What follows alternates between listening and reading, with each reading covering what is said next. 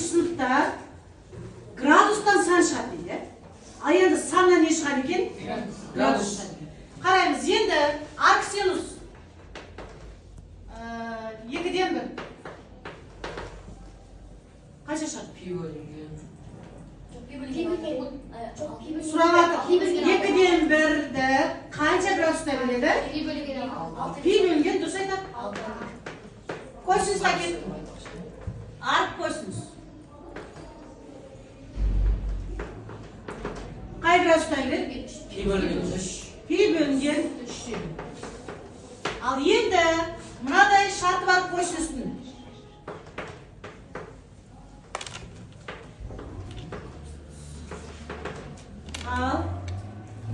Ал косинус минус біраз 2 бөлінген 2-ні қай градуста бөледі? 45.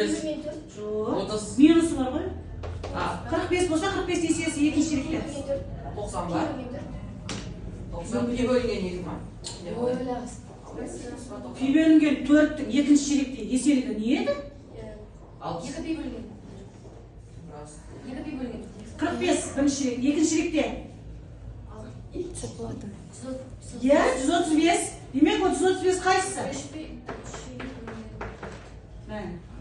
Мен мынаны салыстырғым келіп тұр. Қараңдаршы, синустар, арк синустар.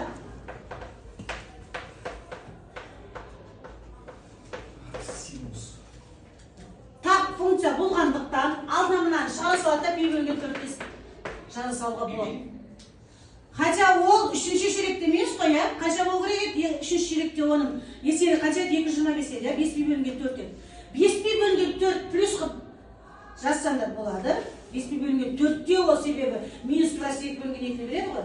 Бірақ мына жағдайда кері тригонометриялық функциялар алдына шығарып жоқ функция болғандықтан алдына шығара салып бірінші ширектегі мән жаза салуға болады. Түсінікті ма? Ал енді котангенс пен косинусты олай ете алмаймыз. Қай ширекте сол мәнді береді, міндетті сол ширектегі мән жазамыз. Мынау да пи бөлінген 4 емес па? Мен айтқым келген. Мынау да пи бөлінген 4 емес па? Соны алдына минус пи бөлінген 4 деп мынау сияқты жазамайсыңдар деп жатырмын.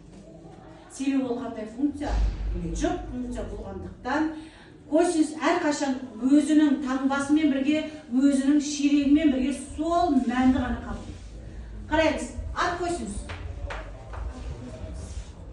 Минус 2-ден 1. Негізі бұл 60-та береді 2-ден 1, иә? Минус 60-ты жаза салса бола ма? Болмайды. Екінші ширектегі 120 жазады. 60-ты есеге екінші ширекте 120 емес па? Қанша?